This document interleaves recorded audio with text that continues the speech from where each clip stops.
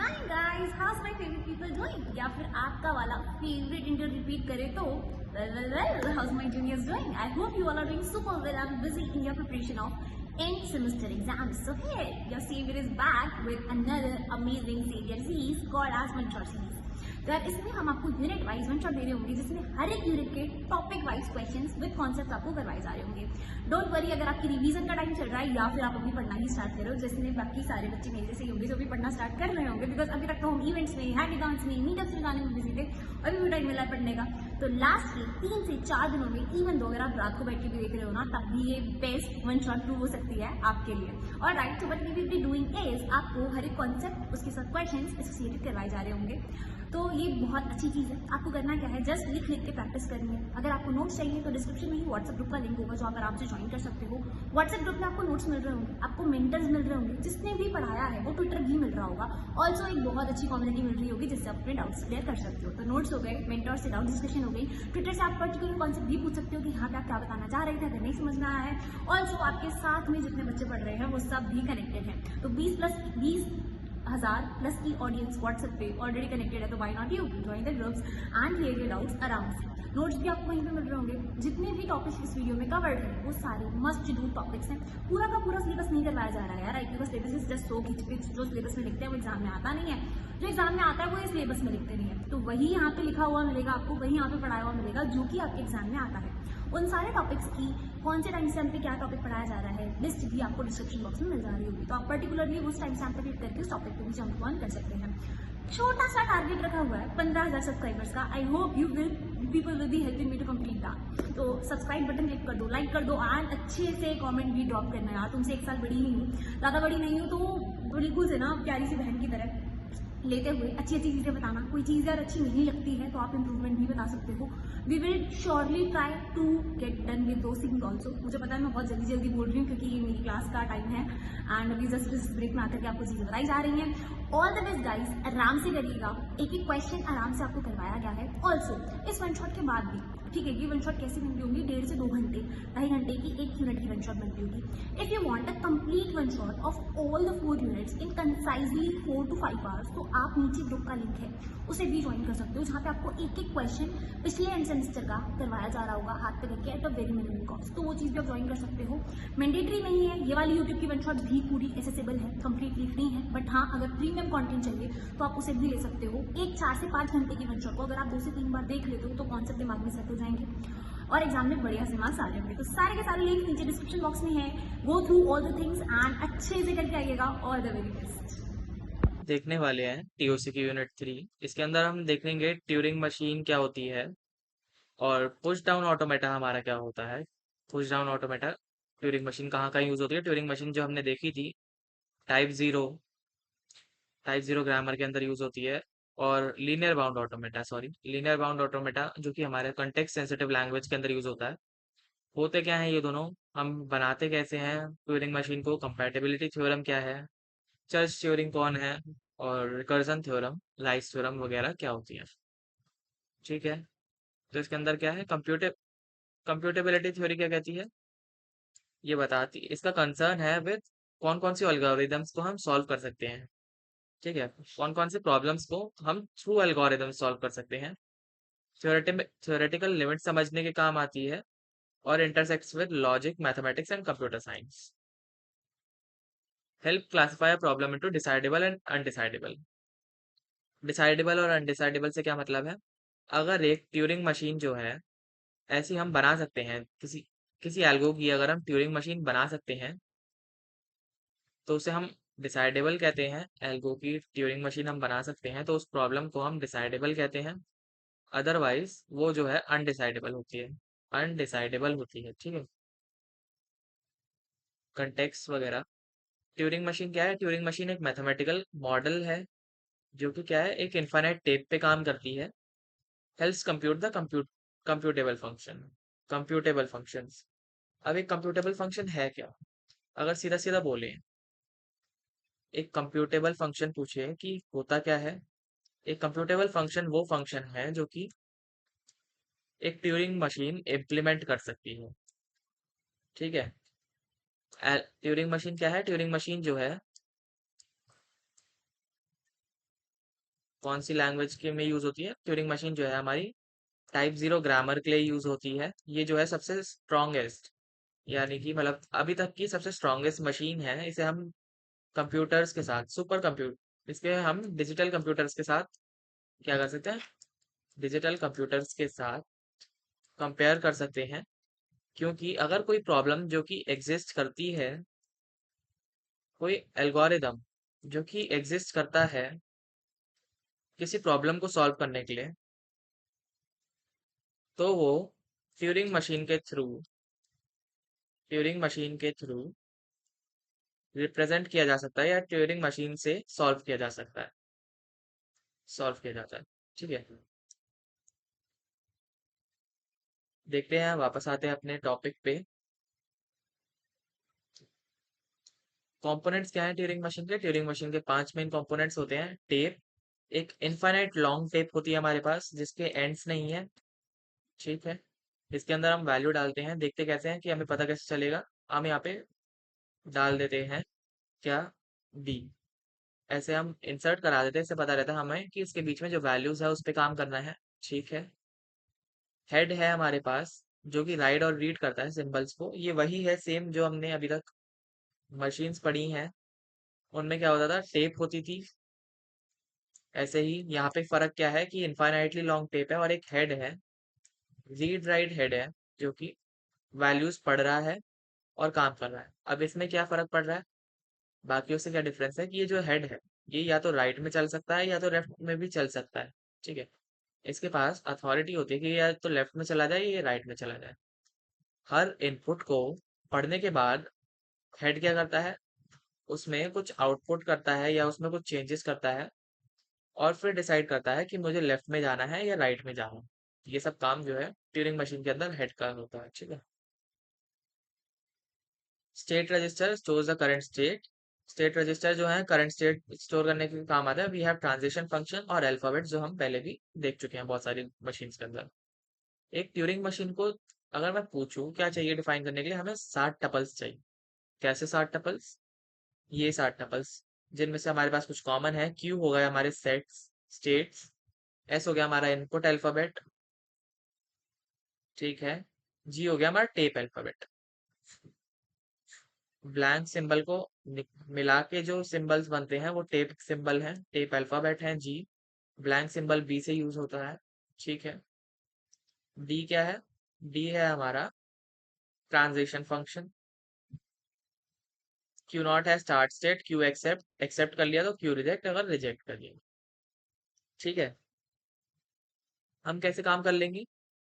अगर हमें काम करना है एक ट्यूरिंग मशीन पे तो हम कैसे कर सकते हैं? फॉर एग्जाम्पल हमारे पास ये है, यहाँ पे मेरे पास ब्लैंक सिंबल है दोनों तरफ, ये बी और ये बी।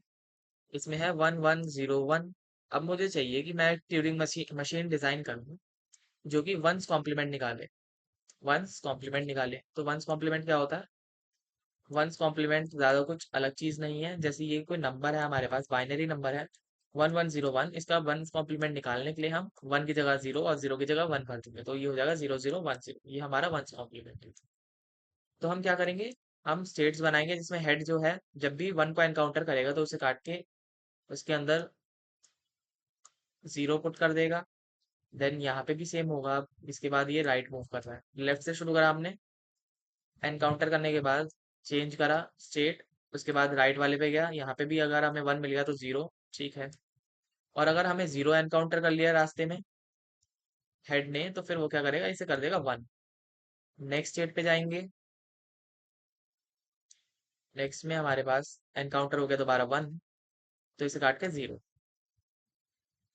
अब हम नेक्स्ट स्टेट पे जाएंगे क्योंकि हमारे हेड को नहीं पता कि एंड कहाँ पे है, ये यहाँ पे जाएगा, देखेगा ओ ये तो हमारा ब्लैंक सिंबल है, यहाँ से वापस जाएगा एनकाउंटर करते हुए जब तक हमें ब्लैंक सिंबल नहीं मिलता था। यहाँ से अब हमारा हेड जो है वापस जाएगा एक एक करके, पहले यहाँ पे, देन यहाँ से आगे बढ़ के अगले वाले पे, देन यहाँ से आगे बढ़ के ऐसे ऐसे करके लास्ट तक पहुंचेगा। यहाँ पे भी ब्लैंक सिंबल एनकाउंटर करेगा, जरूरी है ये वाला।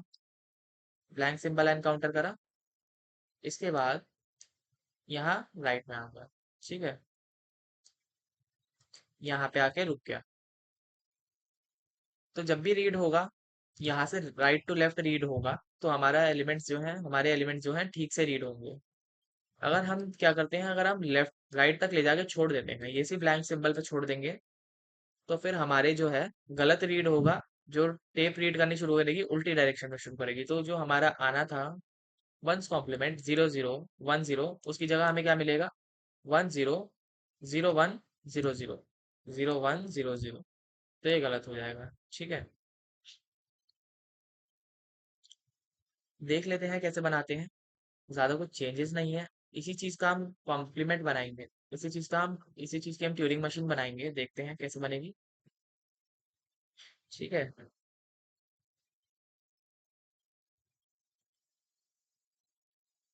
अगर मैं क्या करूं, मेरे पास है सबसे पहले क्यू नॉट स्टेट।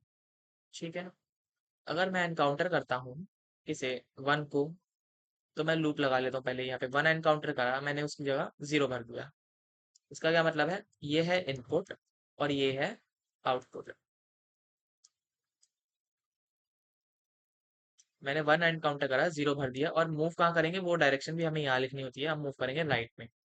सिमिलरली जब भी हम एनकाउंटर करेंगे 0 को, तो हम 1 भर देंगे और हम राइट में मूव करेंगे। ठीक है, इससे क्या होगा, जो हमने देखा था राइट में एक एक करके जब ट्यूरिंग मशीन जाती है वो होगा, और लास्ट में जब हमारा ब्लैंक सिंबल आएगा उसे हम नहीं छेड़ेंगे, ब्लैंक को हम ब्लैंक रहने देंगे और हम मूव करेंगे लेफ्ट में। ठीक है, क्यू नॉट। अब यहाँ से हमने हमने क्या करा, हम एक एक करके पहुंच गए राइट तक। हमारी जो ट्यूरिंग मशीन है यहाँ तक पहुंची, हमारा जो हेड है यहाँ तक पहुंचा, फिर हमने बोला वहां पे लेफ्ट की तरफ जाओ। चलो अब हमें कोई चेंजेस नहीं करने, कोई चेंज नहीं करना।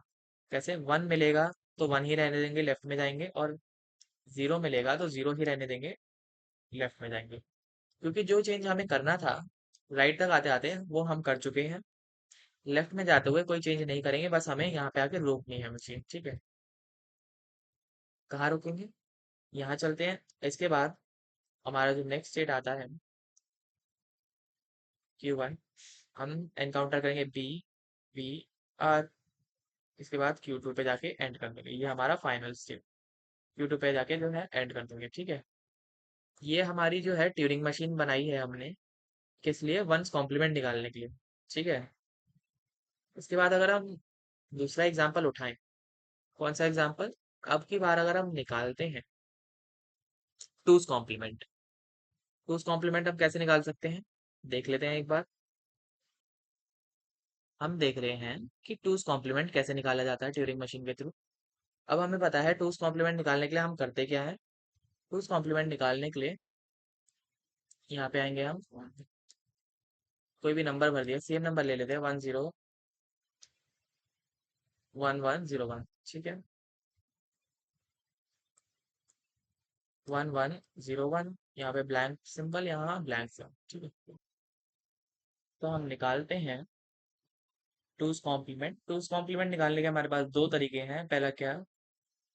पहला तरीका होता है हमारे पास कि हम पहले वंस कॉम्प्लीमेंट निकालें, 0010, ये वंस कॉम्प्लीमेंट है और इसमें 1 प्लस कर देंगे, तो हमारा बनेगा 0011। ये है इसका टूस कॉम्प्लीमेंट। या दूसरा जो है आसान तरीका, उससे क्या होगा, जब भी हम राइट टू लेफ्ट देखेंगे तो पहला 1 एनकाउंटर करने के बाद उसे खाली छोड़ देंगे, उसके बाद के सारे नंबर्स को वंस कॉम्प्लीमेंट में चेंज कर देंगे। तो ये हुआ 1, इसके बाद ये 1, 0 और 0।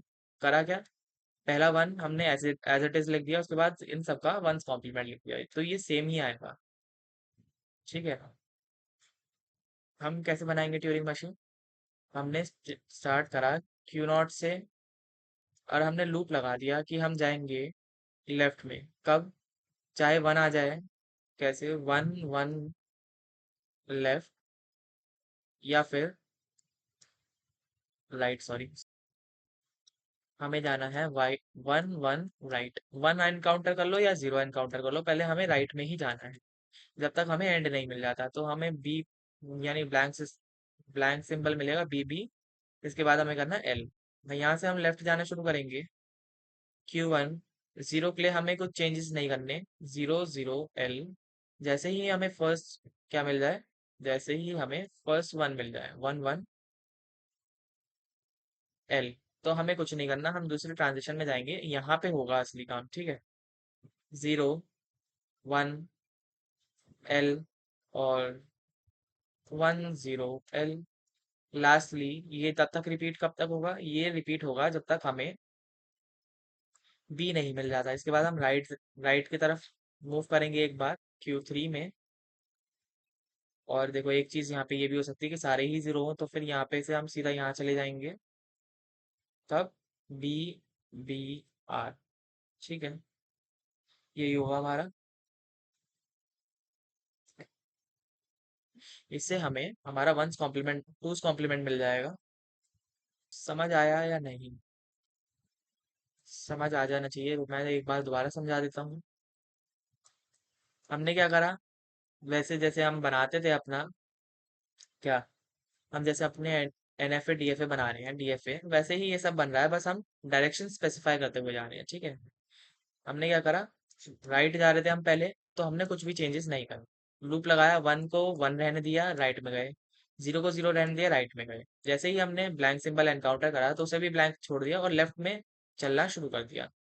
यहाँ पे जब भी हम जीरो एनकाउंटर करेंगे तो कुछ चेंज नहीं करेंगे, लेफ्ट में जाते रहेंगे, और वन एनकाउंटर करेंगे तो स्टेट चेंज होगा। क्यों? अब यहाँ पे हम वंस कॉम्प्लीमेंट निकालेंगे और वंस कॉम्प्लीमेंट की तरह ही इसे सब लिख देंगे, ठीक है। ये है।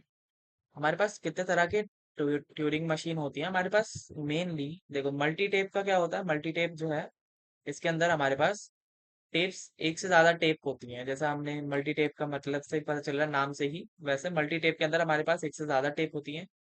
नॉन डिटर्मिनिस्टिक का मतलब है, जैसे हम डिटर्मिनिस्टिक और नॉन डिटर्मिनिस्टिक पढ़ते थे ऑटोमेटा के अंदर, वैसे ही ट्यूरिंग मशीन में जब हमारे पास एक स्टेट के लिए, लेट से वन है, वन को ए में कन्वर्ट कर दिया, राइट गए। एक स्टेट के लिए हम बहुत सारे डायरेक्शंस में जा रहे हैं, वन को कर दिया कन्वर्ट ए में लेफ्ट में, बी में लेफ्ट में, ठीक है। यहाँ पे Q2 आ गया, यहाँ पे Q1 आ गया, तो इसे हम कहते हैं नॉन डिटर्मिनिस्टिक। वहीं इसका उल्टा, अगर हमारे पास एक स्टेट के लिए एक ही डायरेक्शन है, एक इनपुट के लिए एक ही आउटपुट है, या एक ही चीज कर रहे हैं, उसे हम कहते हैं डिटर्मिनिस्टिक। हमारे पास आता है single tape infinite Turing machine. Turing machine जिसके दोनों तरफ इनफाइनाइट टेप है, वही जिस पे हम काम कर रहे हैं उसी को हम इनफाइनाइट ट्यूरिंग मशीन कहते हैं, single tape infinite Turing machine कहते हैं। ऑफलाइन ट्यूरिंग मशीन क्या होती है, separate read only input tape. Separate read only tape जो होती है वो ऑफलाइन टेप होती है, ठीक है। अब ये जो है सारे के सारे मॉडल्स जो भी यहाँ पे नाम बोले, इनके साथ एक हमारा डिटर्मिनिस्टिक भी है।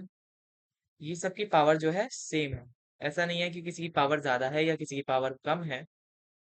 फिर हमारा अगला क्या आता है, चर्च ट्यूरिंग। चर्च ट्यूरिंग ने क्या कहा, church Turing is a church Turing is a fundamental concept जो कि हमें एलन ट्यूरिंग ने दिया 1930s में। इसने क्या कहा, I, that any computation that can be performed by a human using an algorithm can be performed by a Turing machine। कोई भी कंप्यूटेशन जो कि कोई भी इंसान या फिर कोई भी कंप्यूटेशन जो कि एक इंसान या फिर एक कंप्यूटर, डिजिटल कंप्यूटर कर सकता है, वो एक ट्यूरिंग मशीन के थ्रू भी कराई जा सकती है। This is what Alan Turing said. इसी को कहते हैं चर्च ट्यूरिंग हाइपोथेसिस, ठीक है। यहाँ पे थोड़ा सा पॉज पॉज हो गया, कंप्यूटर। अब इसका कोई क्या है, इसको प्रूव नहीं किया जा सकता, बट ये वाइडली एक्सेप्टेड है। क्या, चर्च ट्यूरिंग थ्योरम जो है, चर्च ट्यूरिंग थीसिस जो है, वाइडली एक्सेप्टेड है कि जो TOC के अंदर जो हम पढ़ रहे हैं, ट्यूरिंग मशीन जो हम पढ़ रहे हैं, जिससे हमारी अनरिस्ट्रिक्टेड ग्रामर चेक होती है, ये क्या करती है, ये जो है सबसे स्ट्रॉन्गेस्ट मशीन है अभी तक की जो बनाई गई है। जो भी एल्गोरिदम्स हैं या फिर जो भी काम है, कंप्यूटेशन है, वो सब एक ट्यूरिंग मशीन के थ्रू हो सकता है, ठीक है। प्रैक्टिकल इम्प्लीमेंटेशंस क्या है चर्च ट्यूरिंग थीसिस के, कंप्यूटेबिलिटी को डिफाइन करता है, algorithm design, programming language, computational limits और क्वांटम कंप्यूटर। इन सब में जो है चर्च ट्यूरिंग थीसिस जो है काम आती है, ठीक है। इसके बाद अगर हम बात करें किसकी, लीनियर बाउंड ऑटोमेटा की। लीनियर बाउंड ऑटोमेटा है क्या? लीनियर बाउंड ऑटोमेटा कुछ अलग चीज नहीं है, बस हमारे पास जो टेप होती है उसमें हम बाउंड्स लगा देते हैं दोनों तरफ, हम एक टेप को बंद कर देते हैं, हमारे पास इनफाइनाइटली लॉन्ग टेप नहीं होती। सेम है ट्यूरिंग मशीन की तरह, बस हमारी टेप जो है इनफाइनाइटली लॉन्ग नहीं है। ठीक है, that is our linear bound automata, जो कि हमारी कंटेक्स्ट सेंसिटिव लैंग्वेज में हेल्प करती है। ठीक है, इसके बाद हम अगर आगे बढ़े देखते हैं आगे के टॉपिक्स। डिसाइडेबिलिटी एक ऐसी प्रॉब्लम, लैंग्वेज, कोई भी लैंग्वेज जो कि ट्यूरिंग मशीन एक्सेप्ट कर लेगी उसे कहते हैं डिसाइडेबल। डिसाइडेबल लैंग्वेज कौन सी होती है? Decidable language is a language that is accepted accepted by the Turing machine. ठीक है, एग्जाम्पल क्या है? Palindrome check. पैलिंड्रोम क्या होता है? पैलिंड्रोम होता है कोई भी ऐसी स्ट्रिंग जो कि सेम होती है स्टार्टिंग से, जब हम दोनों साइड से उसे पढ़ते रहे हैं ABCDA, तो इसे अगर हम पढ़ेंगे लेफ्ट टू राइट या राइट टू लेफ्ट तो ये सेम ही पढ़ी जाएगी, ABCBA दोनों तरफ से पढ़ी जाएगी, तो ये है एक पैलिंड्रोम। ठीक है, ये कौन चेक करता है? ये ट्यूरिंग मशीन चेक कर सकता है। ये है एक डिसाइडेबल लैंग्वेज। रिकॉग्नाइजेबिलिटी क्या होती है? लैंग्वेज को रिकॉग्नाइजेबल कहते हैं जब वो सेमी डिसाइडेबल होती है। If TM halts and accepts all strings in language. TM के अंदर स्टेट कौन कौन से होते हैं? हॉल्ट एंड एक्सेप्ट, रुक के जो है एक्सेप्ट करती है, हॉल्ट एंड रिजेक्ट, रुकती है और रिजेक्ट कर देती है, और हॉल्ट कर जाती है, रुक जाती है। ठीक है, may loop for ever on strings not in the language. Recognizability, अगर कोई लैंग्वेज का पार्ट ही नहीं है स्ट्रिंग, तो फिर ट्यूरिंग मशीन क्या है? लूप में चली जाएगी, एक इनफाइनाइट लूप में चली जाएगी। ठीक है, example of decidable problem. Decidable problem जैसे हमने कही थी, ट्यूरिंग मशीन जो है एक्सेप्ट करती है, ये क्या है? हम एक डिसाइडेबल प्रॉब्लम को कह सकते हैं कि अगर हमें एक नंबर निकालना है, ऑड है या इवन, तो हम क्या करेंगे? हम उस नंबर n को परसेंटेज टू करके इक्वल इक्वल जीरो से कंपेयर कर लेंगे। मतलब क्या है इसका?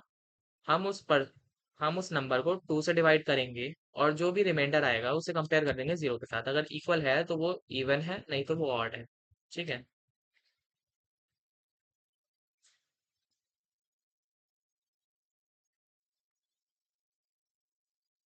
इसके बाद अगर हम आगे बढ़े, हमारे पास आता है हॉल्टिंग प्रॉब्लम। हॉल्टिंग प्रॉब्लम भी हमें एलन ट्यूरिंग ने दी है। ये क्या पूछती है? Ask whether a given description of a program and an input, it is possible to determine whether program will eventually halt or run or forever। ठीक है, कहने का मतलब क्या है कि अगर हमें कोई प्रोग्राम दिया गया है, हमने कोई प्रोग्राम लिया है और एक इनपुट चूज करी है, तो हम क्या डिसाइड कर सकते हैं कि वो प्रोग्राम हॉल्ट कर जाएगा या मतलब स्टॉप कर जाएगा, या फॉरएवर रन करता रहेगा, हमेशा के लिए एक लूप में चला जाएगा। This is known as halting problem. Proof of undecidability कैसे डिसाइड होता है? हॉल्टिंग प्रॉब्लम को प्रूफ कैसे किया जाता है? गलत प्रूफ करा जाता है इसे using contradiction, proof by contradiction. हम मान लेते हैं कि हमारे पास एक प्रोग्राम है या ट्यूरिंग मशीन है जो कि एक प्रोग्राम P लेती है और एक इनपुट I लेती है, जिसमें हमारे पास यस रिटर्न होता है जब मशीन हॉल्ट कर जाती है, और आई रिटर्न नो रिटर्न होता है जब लूप में चली जाती है। If P halts on input I and no it runs for ever. ठीक है, अब दूसरी हम मशीन ले ले जो कि इसका उल्टा कर रही है। डी हमारे पास एक मशीन है जो कि उसका उल्टा कर रही है, तो अगर हम डी पे ही चलाएंगे तो हमारे पास क्या होगा? आउटपुट यस आएगा, meaning D halts on input D. D input कराने पे डी हॉल्ट कर गई, according to the construction it will enter an infinite loop, और इसके कंस्ट्रक्शन के हिसाब से लेकिन ये क्या होगा? इन्फिनिट लूप में चली जाएगी। तो यहाँ पे एक कॉन्ट्राडिक्शन आता है। अगर हमारे पास यस आया इसका मतलब है कि हॉल्ट करनी चाहिए पर ये इन्फिनिट लूप में रहती है, लेकिन अगर हमारे पास नो आता है, नो आया, तो इसका मतलब क्या है? ये इन्फिनिट लूप में होनी चाहिए पर मशीन के कंस्ट्रक्शन के हिसाब से ये उल्टा काम करती है, तो ये हॉल्ट कर जानी चाहिए। कंट्राडिक्शन दिख रहा है? जो हम चाह रहे हैं उसका उल्टा ही मिल रहा है। तो हमारी जो स्टार्टिंग में हमने माना कि एक ऐसी मशीन एग्जिस्ट करती है जो कि हमें बता देगी कि कोई प्रॉब्लम कब हॉल्ट करेगी और कब लूप में चली जाएगी, वो गलत है। हमारी हाइपोथेसिस जिससे हमने ये सब प्रूव करने की कोशिश करी वो सब गलत है। ठीक है, इसे एक बार अच्छे से समझना कि इसे लिखना कैसे है। ये पेपर में आता है, पूछते हैं हॉल्टिंग प्रॉब्लम बताओ, ये जो है इंपॉर्टेंट कंसेप्ट है। ठीक है, implications ऑफ हॉल्टिंग मशीन की अगर हम बात करें, the halting problem shows the limits of computation. Halting problem क्या दिखाता है? Limits of computation. कैसे? कि हम कंप्यूट ही नहीं कर पा रहे कि कब हमारी मशीन जो है हॉल्ट करेगी या फिर लूप में चली जाएगी। तो ये है हमारी लिमिटेशन एक हॉल्टिंग प्रॉब्लम की, that can not be answered by algorithm. Determining whether a program will halt, that can not be answered by an algorithm. ठीक है,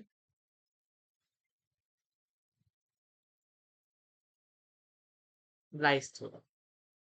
राइस थ्योरम देखने से पहले हम एक बार दो चार चीजें देख लेते हैं। यहाँ पे हमने कुछ चीजों के नाम यूज करे हैं, ये क्या होते हैं। तो हमारे पास रिकर्सिव एन्यूमरेबल सेट या फिर सेट ये है। अगर हम पूछे रिकर्सिव एन्यूमरेबल लैंग्वेज, दोनों का मतलब एक ही है। होते क्या है? रिकर्सिव एन्यूमरेबल लैंग्वेज या set is a set for which there exists a Turing machine that will accept any element in the set but may not halt if the element is not in the set। कहने का मतलब क्या है? हमारे पास जो recursive एन्यूमरेबल set है languages का, वो कहता है कि हमारी जो ट्यूरिंग मशीन है वो एक्सेप्ट करेगी सारी स्ट्रिंग जो कि उसके अंदर है, लेकिन जो स्ट्रिंग उसके अंदर नहीं है। लेट्स से एक लैंग्वेज का एग्जांपल लेके देख लेते हैं। हमारे पास एक लैंग्वेज है जिसके अंदर एक भी इक्वल नंबर ऑफ एज हैं followed y equal number of बीज हैं। अगर इसके अंदर जो भी हमारी क्या है, इसके अंदर जो भी हमारे एलिमेंट्स हैं या स्ट्रिंग्स हैं, लेट्स से ए बी, इसके लिए जो है हमारी मशीन हॉल्ट करेगी। ट्यूरिंग मशीन एक्सेप्ट करेगी ये वाली इसे। ठीक है, but it may not halt. अगर हमारे पास कोई एग्जांपल है, लेट्स से एक स्ट्रिंग जो है, हमने दूसरी स्ट्रिंग ली है B A, for strings not in L it may loop for ever. ठीक है, इस स्ट्रिंग के मामले में क्या हो सकता है कि हमारी ट्यूरिंग मशीन हमेशा के लिए ही लूप में चली जाए। एग्जाम्पल से देखते हैं। दूसरा एक अच्छा सा एग्जाम्पल हमारे पास है कि ए बी स्टार। हमने देखा है क्लीन क्लोजर ए बी का कैसे हो सकता है। इसे और थोड़ा सा कर लेते हैं। ए प्लस बी का क्लीन क्लोजर, तो इसमें हमारे पास क्या आ जाएगा? Phi A B, A B, A B, B A. ठीक है, सब कुछ ही आ जाएगा इसमें। ठीक है, अगर मैं बोलूं कि इसके अंदर कोई भी लैंग्वेज है, कोई भी इसके अंदर स्ट्रिंग है जो कि ट्यूरिंग मशीन के पास गई, तो वो ट्यूरिंग मशीन जो है उसे एक्सेप्ट कर लेगी या उसके केस में हॉल्ट कर जाएगी।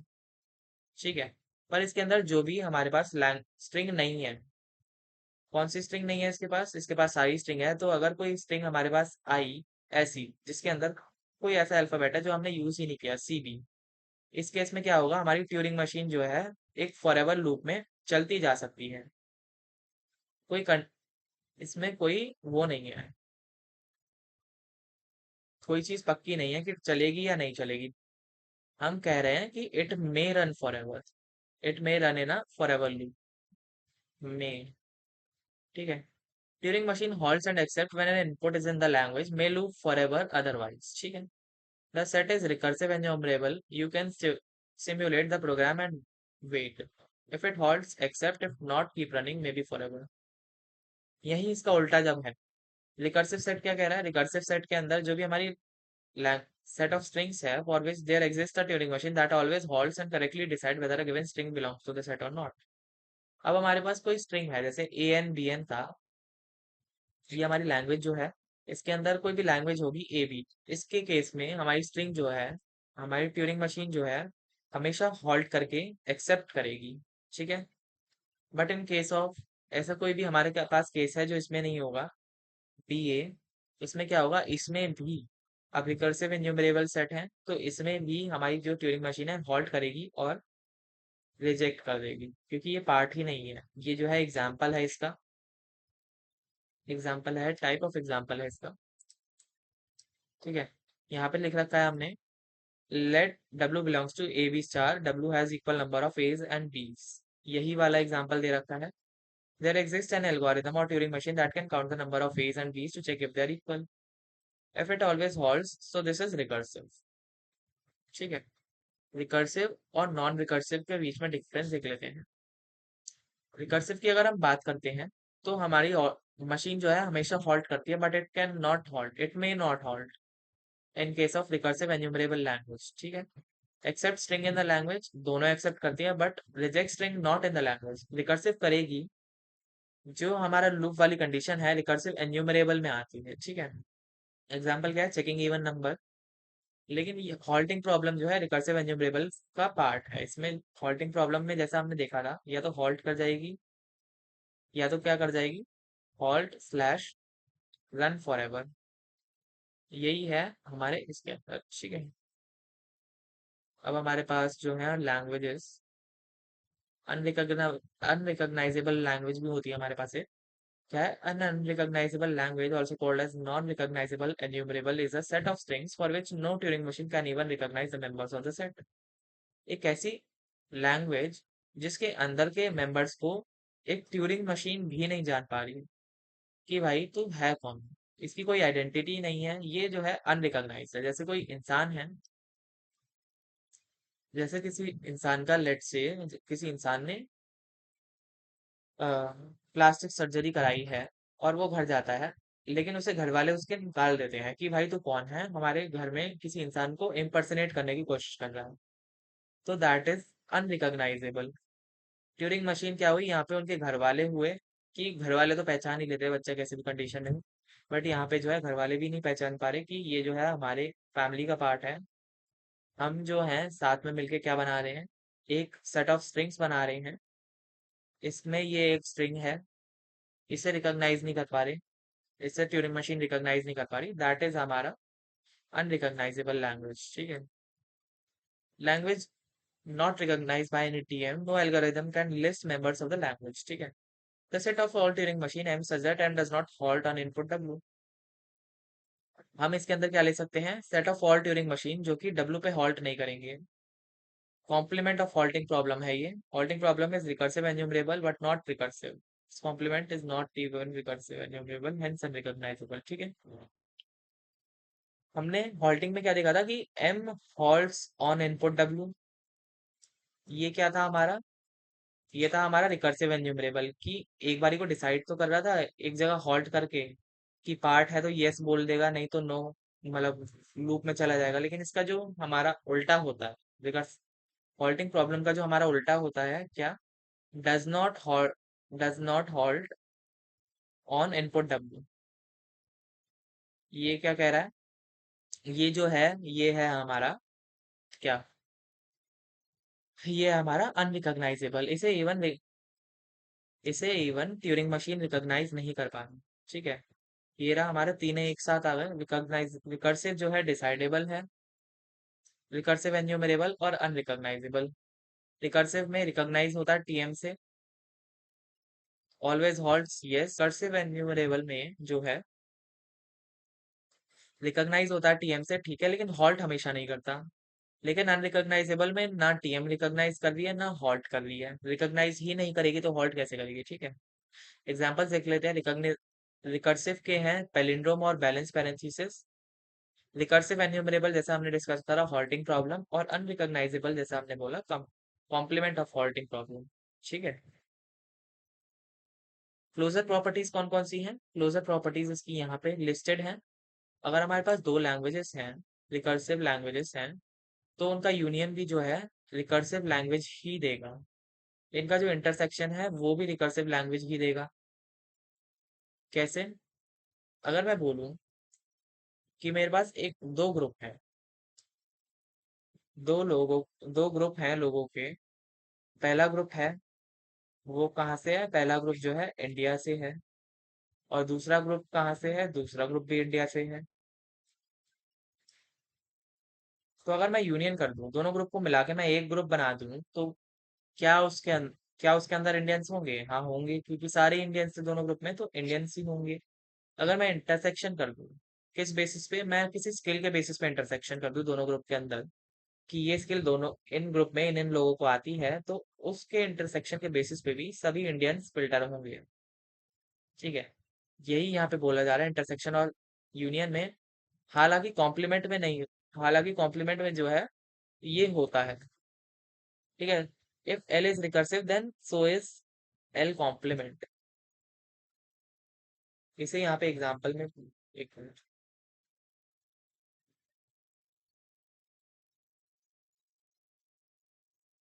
आगे बढ़ते हैं।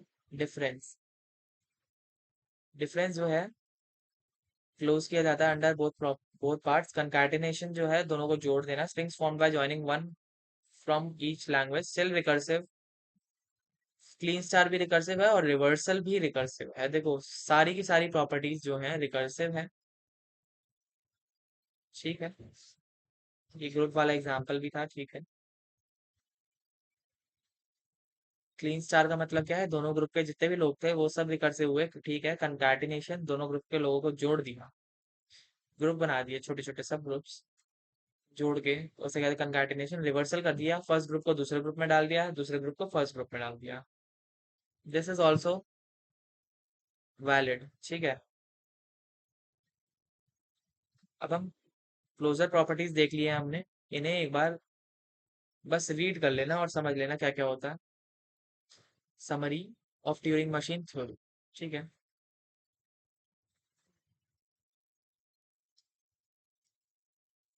हमारे पास जो है क्लोज कौन कौन से करे जाते हैं, intersection, union, concatenation, Kleene star, reversal. Run both TM in parallel accept if either accepts. Run both TM in parallel accept only if both accept, ठीक है। वही जो चीज हमने ऊपर डिस्कस करी है वही चीजें यहाँ पे है, तो इसे बार बार रेपिटेशन या रिडंडेंसी का फायदा नहीं है। आगे अगर हम बढ़े तो this is visual summary diagram. हमारी जो सारी की सारी प्रॉब्लम है उसके अंदर जो है सबसे ज्यादा कौन सी होती है, रिकॉग्नाइजेबल। रिकॉग्नाइजेबल कौन सी होती है, रिकॉग्नाइजेबल वो होती है जो कि ट्यूरिंग मशीन एक्सेप्ट करती है। देन रिकॉग्नाइजेबल का पार्ट होता है decidable, sorted, primary.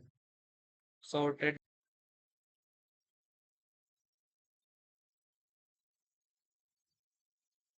Rice theorem क्या होती है, राइस थ्योरम के लिए हमने दो चीजें देखनी थी, ट्रिवियल और नॉन ट्रिवियल प्रॉपर्टी क्या होती है। इधर साइड में आके देख लेते हैं कि ट्रिवियल और नॉन ट्रिवियल होती क्या है। अगर मैं ट्रिवियल प्रॉपर्टीज की बात करूँ तो ट्रिवियल प्रॉपर्टीज कौन सी प्रॉपर्टीज है, ट्रिवियल प्रॉपर्टी वो वाली प्रॉपर्टी है जो या तो हमेशा सही ट्रू होंगी या हमेशा ही फॉल्स होंगी। कैसे, इसका एग्जाम्पल देख लेते हैं। एग्जाम्पल हो गया, अ प्रोग्राम इज अ प्रोग्राम। क्या एक प्रोग्राम है, ऑलवेज ट्रू। हाँ, एक प्रोग्राम हमेशा ही एक प्रोग्राम रहेगा। ऐसा तो नहीं है कि एक प्रोग्राम कभी कुछ बदल के कुछ बन गया, ये कुछ बन गया, ठीक है। अब हो सकता है हम लिख दें, कुछ भी एग्जाम्पल लिख सकते हैं इसमें, ठीक है। इसके बाद हमारा आता है non trivial properties. Non trivial properties इसका उल्टा होता है एकदम। नॉन ट्रिवियल जो है इसका उल्टा होगा, इसमें समटाइम्स ट्रू, किसी चीज के लिए ट्रू है और कभी फॉल्स है, कभी फॉल्स है, ठीक है।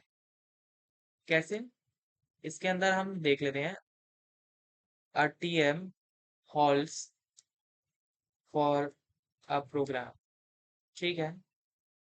तो जरूरी नहीं है, जैसा हम देखते हुए आए हैं कि ट्यूरिंग मशीन हॉल्ट ही करे किसी प्रोग्राम के लिए। ऐसा भी हो सकता है कि वो फॉरएवर एक लूप में चली गई। तो this is not true for all the programs. ये जो है एक नॉन ट्रिवियल बात कही है हमने, और ये जो है एक ट्रिवियल बात है कि प्रोग्राम इज अ प्रोग्राम, ठीक है। ऐसे ही यहाँ पे राइस थ्योरम में क्या बोलते हैं, any non trivial property of the behaviour of program is undecidable. कोई भी नॉन कोई भी नॉन ट्रिवियल प्रॉपर्टी जो है प्रोग्राम्स के अंदर अनडिसाइडेबल है। इन सिंपलर टर्म अगर कहें, any meaningful question about what a program actually does and not just how it looks, then there's no algorithm that we can answer it correctly. एक non trivial property, non trivial जैसा हमने देखा, कभी true कभी false वाली जो है, क्या है, is of the behaviour, property of the behaviour is undecidable, of program is undecidable, ठीक है। यही हमने बात कही है, ट्रू या फॉल्स है। अगर कोई बहुत ही अनडिसाइसिव अनडिसाइसिव सा बंदा है, जैसे हमने बोला ये एक इंसान है, ये बहुत अनडिसाइसिव है, हमने इससे बोला क्या हमारे साथ पार्टी करने चलोगे फ्राइडे को, तो इसने बोला देखता हूँ। अब इसने सोचते सोचते फ्राइडे आ गया है। आज हमने पूछा क्या फ्राइडे पार्टी में आ रहे हो, तो ये क्या कहता है, मैं अभी भी सोच रहा हूँ। ये जो है बहुत अनडिसाइसिव है, या तो इसे हम ले जाएं अपने साथ तो ही ये चलेगा, नहीं तो ये नहीं चलेगा। ठीक है। पार्ट। अब राइस थ्योरम का प्रूफ भी है हमारे पास।